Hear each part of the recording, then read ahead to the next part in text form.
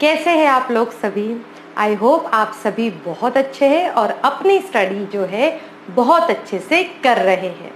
तो चलो आज के इस टॉपिक में, आज की इस क्लास में जो हम टॉपिक स्टार्ट करने वाले हैं वो है आयोनिक कंपाउंड्स। तो लास्ट वीडियो में हमने स्टडी किया था कि आयोनिक बॉन्ड होता क्या है और उसके कितने एग्जाम्पल्स होते हैं और किस तरीके से आयोनिक बॉन्ड बनता है। और आयोनिक बॉन्ड को ही हम दूसरा नाम भी देते हैं और वो होता है इलेक्ट्रोवैलेंट। तो यहाँ पर जो है हम कुछ इलेक्ट्रोवैलेंट कंपाउंड्स या फिर हम उन्हीं को कहते हैं आयोनिक कंपाउंड्स के बारे में स्टडी करेंगे। जैसे हमने प्रीवियस वीडियो में ये स्टडी किया था कि आयोनिक कंपाउंड्स के कुछ एग्जाम्पल्स, किस तरीके से वो ट्रांसफर ऑफ इलेक्ट्रॉन्स से अपना बॉन्ड बनाते हैं।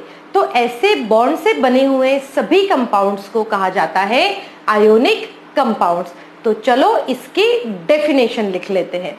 तो डेफिनेशन क्या होती है आयोनिक कंपाउंड्स की? हम डेफिनेशन ये लिखेंगे, compounds those are formed by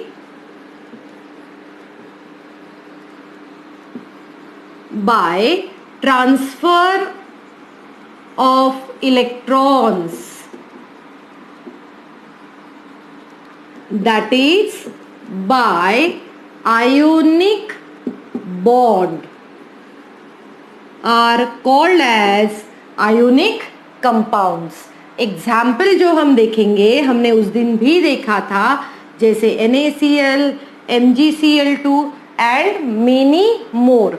तो ऐसे काफी सारे एग्जाम्पल्स है जो हमें समझाते हैं कि आयोनिक बॉन्ड कैसे बनता है। तो अभी जो है, अभी हम स्टडी करेंगे प्रॉपर्टीज ऑफ आयोनिक कंपाउंड्स। तो आयोनिक कंपाउंड्स की कुछ प्रॉपर्टीज जो है मैंने यहाँ पर लिख ली है। चलो वन बाय वन हम उसके बारे में स्टडी करते हैं। तो फर्स्ट आयोनिक प्रॉपर्टी जो है, आयोनिक कंपाउंड्स की जो प्रॉपर्टी है वो होती है फिजिकल नेचर। अब फिजिकल नेचर मीन्स क्या कि आयोनिक कंपाउंड्स लिक्विड होते हैं, सॉलिड होते हैं, गैसियस होते हैं, क्या होता है उनका स्टेट।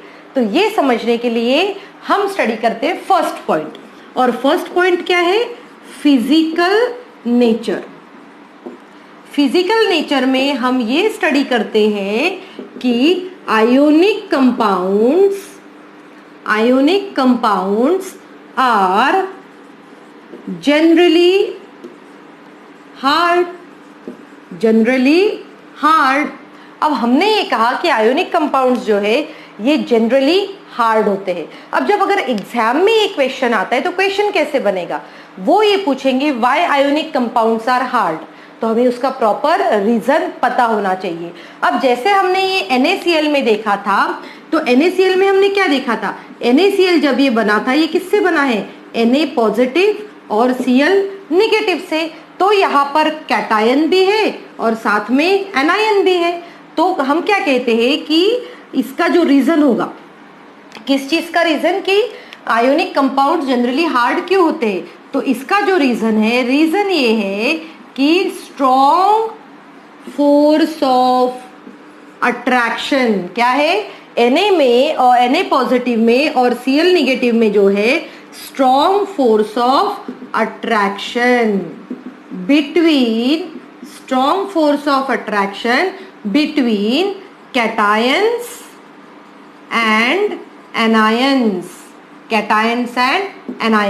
तो strong force of attraction between cations and anions होता है और इसीलिए जो है आयोनिक बॉन्ड बहुत ही ज्यादा क्या होता है? हार्ड होता है। और हम साथ में ही ये कहते हैं कि जो आयोनिक बॉन्ड जो होता है, ionic compounds are generally hard and brittle. अब ब्रिटल मीन्स क्या होता है? ब्रिटल मीन्स होता है जब आप उसको तोड़ने जाओगे, एक्सटर्नल प्रेशर अप्लाई करोगे तो वो टुकड़ों में ब्रेक डाउन हो जाएगा और जिसे हम कहते हैं ब्रिटल। तो अभी हमने फर्स्ट पॉइंट पढ़ा, ionic compounds are generally hard and brittle. Reason हमें पता है, क्या रीजन है उसका? Because there is a strong force of attraction between the cations and anions. I hope you understood this. Okay, now let's see the second point. In second point, and second point is related to melting and boiling point. तो हम क्या कहते हैं कि ionic compounds जो है, ionic compounds have high melting and boiling point. तो हमें ये समझना है कि आयोनिक कंपाउंड्स का हाई मेल्टिंग और बॉइलिंग पॉइंट क्यों होता है, यही रीजन है उसका भी सेम. क्या रीजन है उसका? Strong force of attraction between cations and anions, and hence हम ये कहते हैं hence more energy is required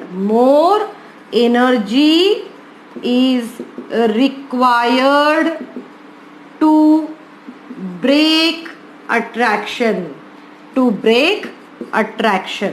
तो क्या होगा, उसमें ज्यादा एनर्जी लगेगी हमें. और क्यों लगेगी ज्यादा एनर्जी? क्योंकि इन दोनों के बीच का फोर्स ऑफ अट्रैक्शन बहुत ही ज्यादा स्ट्रांग है, और ये फोर्स ऑफ अट्रैक्शन स्ट्रांग होने की वजह से हमें उसको ज्यादा एनर्जी लगेगी. सो स्टूडेंट, समझ में आ रहा है या नहीं? और आपने ये सभी पॉइंट्स नोट डाउन कर लिए हैं? I think so. ओके, तो चलो अब चलते हैं हम थर्ड पॉइंट के तरफ. थर्ड पॉइंट क्या कहता है कि आयोनिक कंपाउंड्स जो होते हैं, ये आयोनिक कंपाउंड्स सोल्यूबिलिटी, तो हम चेक करेंगे कि क्या आयोनिक कंपाउंड्स सोल्यूबल है या नहीं. हम ये कहते हैं ionic compounds are soluble in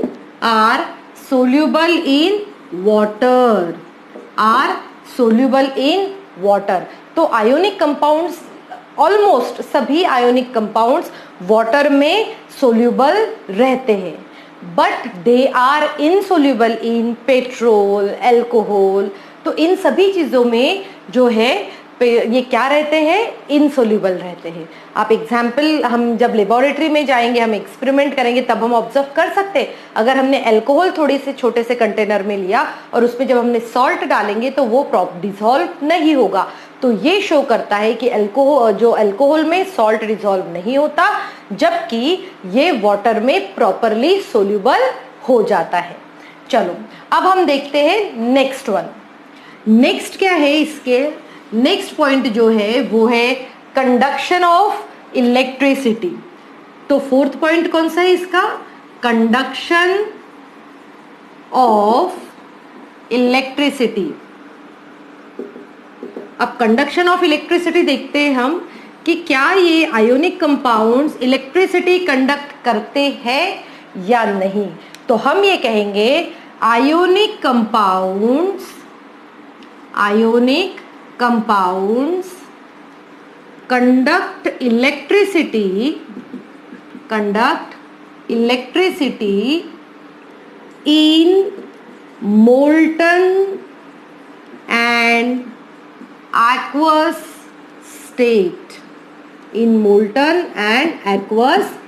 state. चलो अब इसको ध्यान से समझते हैं कि ये क्या है. हम ये कहते हैं कि आयोनिक कंपाउंड्स जितने भी होते हैं वो सॉलिड स्टेट में कभी भी इलेक्ट्रिसिटी कंडक्ट नहीं करते. अगर सॉलिड स्टेट में नहीं करते तो फिर कब करते हैं? तो वो इलेक्ट्रिसिटी कंडक्ट करते हैं जब वो अपने मोल्टन स्टेट में रहेंगे. कहाँ रहेंगे? मोल्टन स्टेट में. और साथ में ही किस स्टेट में रहेंगे? एक्वस. मोल्टन स्टेट मतलब होता है लिक्विड, उसी का लिक्विड फॉर्म. अब जरूरी, और अगर उसमें वाटर डाल दिया तो हो जाएगा वो एक्वस स्टेट. तो या तो वो अपने लिक्विड फॉर्म में होते हैं या फिर एक्वस स्टेट में इलेक्ट्रिसिटी को कंडक्ट कर सकते हैं. तो अभी मैं इसका रीजन देखते हैं कि ऐसा क्यों होता है. क्योंकि आयोनिक कंपाउंड जो है जब वो अपने लिक्विड स्टेट में आता है, जब वो अपने एक्वस स्टेट में आता है, तब वो क्या करता है? वो अपने आप को ब्रेक डाउन करता है इनटू आयंस. जैसे अगर NaCl है तो NaCl कैसे ब्रेक डाउन होगा? Na positive Cl negative. MgCl2 कैसे ब्रेक डाउन होगा? Mg2 positive and Cl negative. तो इस तरीके से जो है वो कैसे किस में आ जाते हैं? आयंस में. और जैसे ही वो आयंस में आते हैं, हमें पता है कि इलेक्ट्रिसिटी कंडक्ट करने के लिए हमें आयंस की ही जरूरत होती है। और इसीलिए जितने भी ये आयोनिक कंपाउंड्स होते हैं वो सभी आयोनिक कंपाउंड्स उनके मोल्टन या फिर एक्वस स्टेट में इलेक्ट्रिसिटी कंडक्ट करते हैं। सो स्टूडेंट्स, आज के इस क्लास में हमने 4 पॉइंट स्टडी किए हैं आयोनिक और इलेक्ट्रोवैलेंट कंपाउंड्स के। ये क्वेश्चन 1 मार्क के लिए या फिर 2 मार्क के लिए बोर्ड एग्जाम में पूछा जाता है। तो let's revise it within 1 minute. तो हमने कौन कौन सी प्रॉपर्टीज देखी? फिजिकल नेचर, तो हमने क्या कहा, आयोनिक कंपाउंड्स कैसे होते हैं? They are hard in nature. And why? क्यों? क्योंकि उनके पास क्या रहता है? Strong force of attraction between the cations and the anions. फिर हम देखते हैं सेकंड क्या होता है, मेल्टिंग एंड बॉइलिंग पॉइंट। उनका मेल्टिंग एंड बॉइलिंग पॉइंट भी बहुत हाई होता है। ऐसा क्यों? क्योंकि उनका फिर से हम कहेंगे strong force of attraction between cations and anions. और थर्ड हमने कहा soluble, they are water soluble but they are insoluble in some solvents like petrol, alcohol. Next है conduction of electricity. Conduction of electricity में हम ये देखते हैं कि all the ionic compounds can conduct electricity only in the molten or aqueous state। ऐसा क्यों? क्योंकि in molten and aqueous state they are in the form of their ions। So students, समझ में आ गया आज जो भी क्लास में पढ़ाया गया है? और अगर आपको समझ में आ गया है तो जल्दी से मेरे चैनल को सब्सक्राइब करना, लाइक करना और शेयर करना बिल्कुल भी नहीं भूलना है। और साथ में पढ़ाई भी हमें कंटिन्यूएशन में रखना है। Okay students, thank you and have a good day ahead.